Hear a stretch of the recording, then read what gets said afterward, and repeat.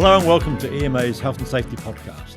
I'm Paul Jarvie and I'm delighted to have you with us here today. Our guest is Rebekah Stevens, who is the Health and Safety Advisor here at EMA. Rebekah leads the EMA's Safety Culture Program. Today's topic is Beyond Compliance, Why Safety Culture Shapes Workplace Wellbeing. Welcome, Rebekah.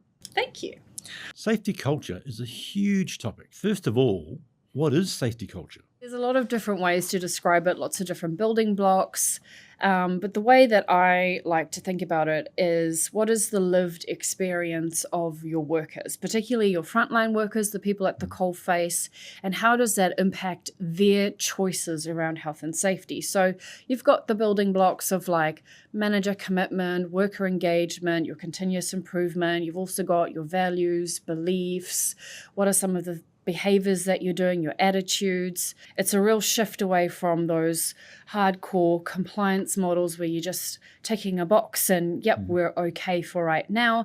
Whereas culture approaches are really curious. What are we doing wrong? What can we do better? It doesn't matter where you sort of land in the maturity landscape. It's all about that curiosity and desire to continually get better. Because if you think about workplaces, they're not static. They're always dynamic. They're always moving. There's new technology, there's new developments, there's new business opportunities, and safety has to keep pace with all of that.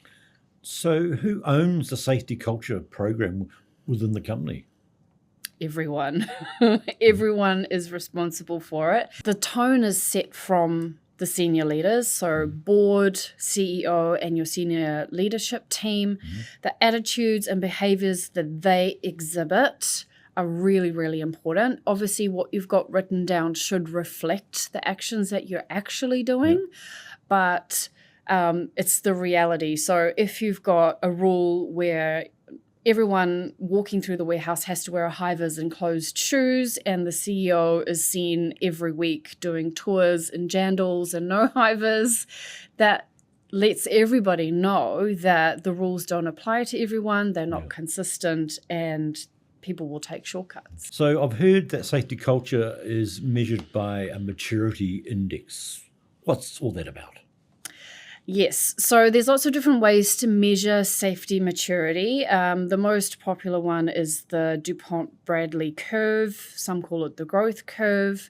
But really what you're doing is you're measuring how mature or immature an organization is on their journey to safety maturity. So you can think about it as you're strong or weak in your safety culture, mature or immature, or proactive or reactive. So it really just depends. You've got your two extremes, good and bad, and then a few points in the middle where most people tend to land.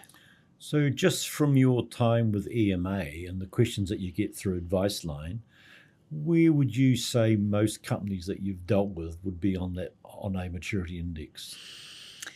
Sadly, I would say the lower half, tending to be more immature than mature, more focused on compliance. There's still a lot of confusion around what the bare minimum is, and best practice is applied in a really patchy way. So what's the value of a company investing in a safety culture program? There's a lot. So one of the biggest things that you'll start to see over time is reduced harm, which is really important. And then that starts to have some flow-on effects. So you've got increased productivity, less absenteeism, less presenteeism. People are more engaged when they are at work. You'll start to see higher reporting levels, but potentially less harm, particularly serious harm, because people are thinking about what they're doing. Your reputation will also improve. You'll be able to attract and retain your talent a lot better. And overall, there'll be higher levels of well-being within your workforce. So some of the key things that we see in amongst that are things like visible leadership. We've got those open communications, there's that sense of transparency and honesty.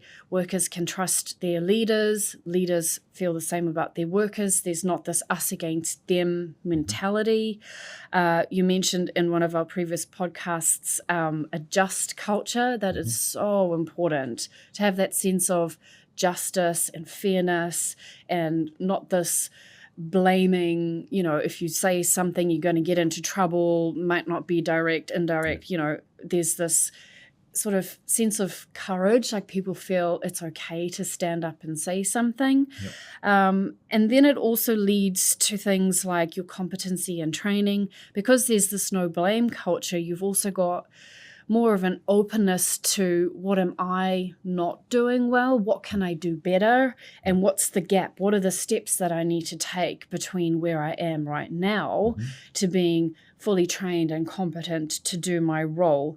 So then you land in a place where you've got shared perceptions, you've got the same meanings, and that high trust level. I would actually say that a lot of what we're seeing in this move to safety culture reflects how employment relationships have developed over the last couple of 100 years. It's shifted away from, you've got your evil overlord and your underlings doing all the work and no one's allowed to say anything, to more of an understanding that work is just one aspect of our lives. And even managers, they're choosing that as a career. Workers are choosing that as their profession. That's how we earn a living. And we all have a right to safe and healthy workplaces, not just physical, but mentally as well. Yeah.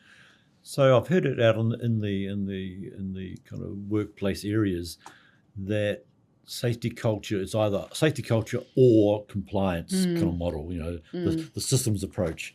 Is that correct, or are they joined together? I'd say if you have a really strong, mature safety culture, your compliance is taken care of automatically. Yep. You're not doing it as a separate activity. Yep. Compliance tends to be an add-on to your business activity. So you'll do your, what makes you money, you're receiving goods and sending them out, and then you'll do an extra compliance activity. What was the temperature? What was the condition? And everyone rolls their eyes, there's this extra thing that I have to do. But when you look at safety culture, you've designed the whole task to have safety in mind. You've made it so that when you're doing the inward goods, you've got those sensors to help you track, what is the damage, what is the temperature. Let's integrate it into what we're already doing and, use technology to our advantage. What are the key pillars or foundations of a safety culture program? So here at the EMA, we are doing a safety culture program, and what that really looks like is an assessment. We discover what your gaps are, and then we do an action plan. So a lot of what safety culture is about, as I've said, is looking for the gaps, finding what we're not good at, and fixing it. So some key things that we want to think about in improving safety culture are leading by example, building trust and respect, involving everyone, communicating early, and to keep learning. So if we have a look at all of those, leading by example is really walking the talk. It's demonstrating, like I said, the CEO is wearing his high-vis, he's got his closed shoes on. If people are walking around and they see something that isn't right, they're calling it out. They feel comfortable because this is the expected standard, this is what we do. Building trust and respect is really about integrity. Employment relationships ultimately are relationships. And even though we all work for a company, we really work for our immediate boss. And it's all about trust. Can you keep your word? Are you going to do what you say you're going to do? If you say report this and you won't get into trouble, is that true? What's going to come down the line for me? Involving everyone is so important. That collaboration, getting worker feedback, having multiple channels of getting feedback, so you're not letting those quiet, shy people fall between the gaps. Making sure that it's consistent, that you show people, yes, we've heard what you've said, here's what we've done about it, we care about you, your voice matters. Communicating early. The last thing you want is for people to read about something that you've done in the paper, and they're the last people to discover it. You want to make sure that people are hearing it first from you, and that they can trust that you're going to give them the truth. Everyone needs to join together, and it's very easy to come along and say, we've got this policy, we're going to do X, Y, Z, and we're all going to be robots and do it. But there's that human factor, and humans are inherently unpredictable. Safety culture is a way of doing things rather than a kumbaya moment on a Thursday afternoon. Absolutely, yeah.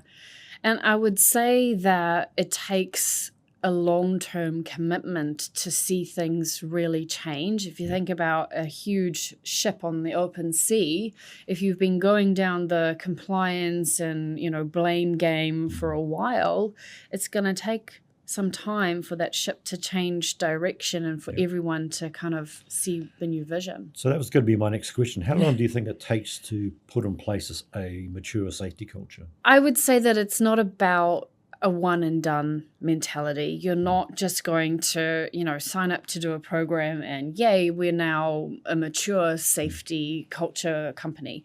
It's always going to be needing work. And I like to think about it as a bit of a continuum. So wherever you land, like I said, if you do some assessment and you decide, okay, we're 40%. You do a bunch of things and you improve that the first year. The next year you come back and maybe you're 50% now. But even if you land on no one gets 100%, but everyone should always be looking for the gaps and thinking about how can we improve this continually. It should be a continuing journey that never stops. Yep. I have seen every other area of the business get lots of attention, like you say, quality, finance, what are our business risks? Let's manage and mitigate those. And they're never just done and put on the shelf. Yep. Safety culture has to join that group as well. And it really is important because safety affects everything from your quality to your production deadlines to your customer satisfaction. And if you've got happy, safe, well employees, they're going to take care of everything else. So who within a company would own and drive the safety culture program? People who've got strategic oversight. So really we're talking about governance. The top-down system. Top-down, because they're the ones who, workers can jump up and down until they're blue in the face. But if, the people holding the purse strings keep saying no, nothing's ever going to change. Yep. If the people who call the shots don't get on board, then it's never going to change direction. So really, the leaders are so key in making the change, and all of their attitudes and beliefs and values need a kind of shift as well. If you think about the old way of doing things, compliance, yes, we have to do it. It's taking extra time and, where's the value for money? We're leaving all of that behind and we're moving into more of this dynamic, always checking. It's part of our BAU, business as usual tasks, and it's important to us. Okay. So going back to the maturity index, which kind of evaluates where you are on this continuum, what does a good and bad safety culture look like? How would you describe those in terms of the differences between a good culture and a bad culture? So bad culture, really what you start to see is one of the first indicators is high sick leave and low reporting levels. Some people, when they see, we don't have any incidents to report this month, yay, no news is good news. In safety, that's bad. That means that people don't trust you. Things are always happening, whether they tell you or not. The fact that they're not telling you, that's a warning sign. So a huge red flag there. You really, in a weak system, you'll start to see people turning up to work, not engaged, that presenteeism, don't care what happens, not speaking up, and leadership are very separate to their workforce. When you look at a really strong workplace culture, as I said, you've got that visible leadership, you've got that commitment, you've got that collaboration and that engagement and that curiosity about how can we do this better. And I think as, Kiwis, we're very innovative, we're very creative. We apply that to, lots of other areas of business, but we sometimes forget to include safety in that equation. And I think there's a huge space for us to really embrace that and apply our creativity in that space. How do companies begin their journey of a safety culture? How do they actually start the program off? Obviously, here at the EMA, we are running that program. People just need to reach out and fill in their names and we'll get in touch. But really it starts with the leadership team and with them being curious, but also with them being open enough to see their own flaws. The thing that I see most people squirm over is those moments where they're like, oh, we're not doing that. We should be doing that. Oops. And then it takes a really brave leader to actually face that and not become defensive, not trying to reason their way out of it, and actually just face it head on. What can we do about it? Let's fix it, because there's so many different things that people can do to fix it. There's training, there's different, engagement with your workers, getting all that feedback. But really the first step is being brave enough to look at your own flaws and decide to fix them. Yep. So you mentioned that there's no kind of plug-in model that we would support. So this is a journey which has no end. Yeah. but along the way, companies might be good for a year or two and then they fall back a bit. So is the program also based on continuous improvement, but also continuous review? Yes, absolutely. So how does that part look? Well, there should be a system of checks and verifications to assure leaders that what they think is in place is in place. Yep. And businesses are moving and changing constantly. Even if you think about, where were you last year? What have you learned since then? And your workers are the same, or they should be. Yep. And so even if you've told someone to do something once and they've done it correctly once, that doesn't necessarily mean that it's going to stay that way. So you need to always be checking, verifying, tweaking, fine-tuning. Think about it like an engine. If you're driving your car for a whole year, are you going to just assume that it's still okay? No, you're going to do some regular checks. You're going to tweak it. You're going to refill the oil. You're going to send it off to, get reconditioning. Those are the approaches that we need to think about with safety. So is this for a medium to large company, or can smaller companies get involved in a safety culture program as well? Anyone can be involved in it, really. And I'd say that probably a smaller organization, it's easier for them to make those bigger changes. The bigger the organization, the harder it is sometimes to turn the ship around. But for the program that we're doing at the EMA, we're really looking for sort of the 20 to 200 plus FTE size. So it can be much bigger than that. That's totally fine. But when you get much smaller than that, sometimes it can be the lines are blurred, right? Everyone's rolling up their sleeves and doing everything. So, but yeah, we're willing to, help everybody. So is safety culture a worldwide trend phenomenon, or is it just a Australasian type of thing? Definitely not. We see it as quite a popular approach in our OECD countries. So when we think about the likes of Belgium and Germany and Sweden and Finland, those countries have studied a lot about what is the difference between compliance and culture. Why isn't this working? And what they've seen is that with a compliance approach, you get a little bit of an increase and then it starts to plateau and your results over time, they start to just go down. You see those incident rates go up and the harm rates go up. And when you take a safety culture approach, there's more of that sustained momentum. You start to see over time there's actually more of an increase in your safety performance. And that really delivers not just those nice juicy benefits of, workers being engaged and being happy, but you're seeing less harm, less time off, more productivity, and then that gives you time to go at the front end of your health and safety and be innovative and creative and world leading. Why is safety culture so important? Why would I, as a small employer, medium employer, pick up the phone and say, let's go for this? I would say that it gives a really holistic approach. It goes above and beyond compliance, but your compliance will be taken care of when you do safety culture. It also shows that you value your workers. It's a really great way of including them in the solution. And ultimately, it's about a long-term strategy that delivers real results for business, which is what we all need. That brings us to the end of today's podcast episode. If you'd like to learn more about workplace health and safety or access practical resources, visit ema.co.nz or reach out to our team. We're here to help you create safer, healthier workplaces. Thanks for listening. Until next time.